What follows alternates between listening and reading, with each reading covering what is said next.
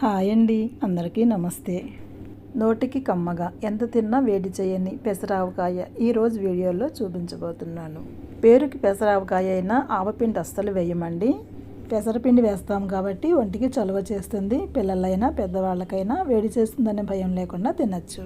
ఈ పెసరావకాయకి మామిడికాయలు పుల్లగా గట్టిగా ఉండే పచ్చి మామిడికాయలు తీసుకొని శుభ్రంగా కడిగి తడి లేకుండా ఆరబెట్టుకొని నచ్చిన సైజులో ముక్కలుగా కట్ చేసుకోవాలి.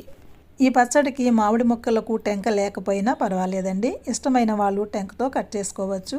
కట్ చేసుకున్న మామిడికాయ ముక్కలు ఫ్యాన్ కింద ఒక గంట సేపు పలచగా ఆరబెట్టుకోవాలి. మామిడి ముక్కలు ఏదైనా కప్పుతో కానీ గ్లాస్తో కానీ కొలుచుకోండి. నాకు ఈ గ్లాస్తో 2 గ్లాసుల మామిడి ముక్కలు అయ్యాయి. ఏ గ్లాస్తో అయితే మామిడి ముక్కలు కొలిచామో అదే గ్లాస్తో అరకప్పు పెసరపప్పు తీసుకోండి.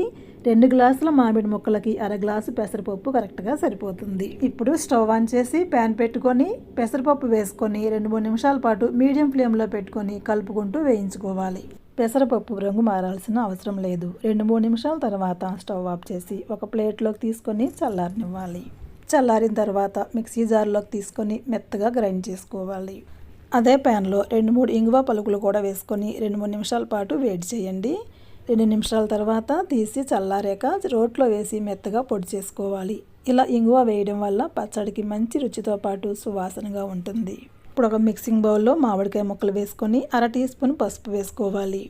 మామిడి ముక్కలు కొలిచిన గ్లాసుతోనే అర గ్లాసు కారం తీసుకోండి. ఇది కూర కారం కాదండి, పచ్చళ్ళలో వేసే పచ్చడి కారం. అదే గ్లాసుతో మెత్తగా చేసుకున్న కళ్ళుప్పు పావు గ్లాసు వేసుకోండి. అందులోనే గ్రైండ్ చేసుకున్న పెసరపిండి, ఇంగువ పొడి కూడా వేసుకొని ఇవన్నీ బాగా కలిసేలాగా కలుపుకోవాలి. అదే గ్లాస్తో నువ్వుల నూనె కానీ శనగ నూనె కానీ తీసుకోండి. 2 గ్లాసుల మామిడి ముక్కలకి 1 గ్లాసు నూనె కరెక్ట్గా సరిపోతుంది. నేను ఇక్కడ శనగ నూనె వాడుతున్నాను. పెసర ఆవకాయలో నూనె పచ్చి నూనె వేస్తామండి. అలాగే వెల్లుల్లి కానీ ఆవపిండి కానీ వేయము.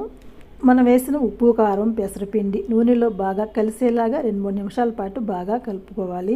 అలా కలుపుకున్నాక మూత పెట్టి పక్కన పెట్టుకోవాలి. ఇది 2వ రోజు అండి. పచ్చడి ఒకసారి బాగా కలుపుకొని ఉప్పు కారం నూనె ఏమైనా సరిపోలేదనిపిస్తే కలుపుకోవచ్చు. నాకు అన్నీ సరిపోయినాయండి. ఈ పచ్చడిని గ్లాస్ బాటిల్లో వేసుకొని ఫ్రిడ్జ్లో పెట్టుకుంటే 6 నెలల పైనే ఉంటుందండి. అదే బయట ఉంచితే 20 రోజుల వరకు నిల్వ ఉంటుందండి. కాకపోతే పచ్చడి మీద నూనె పైకి తేలేలా చూసుకోవాలి. వేడి అన్నంలో నెయ్యి వేసుకొని ఈ పచ్చడి కలుపుకొని తింటే కమ్మగా చాలా బాగుంటుంది. నచ్చితే మీరు ట్రై చేయండి. మరో మంచి వీడియోతో మళ్ళీ కలుస్తాను.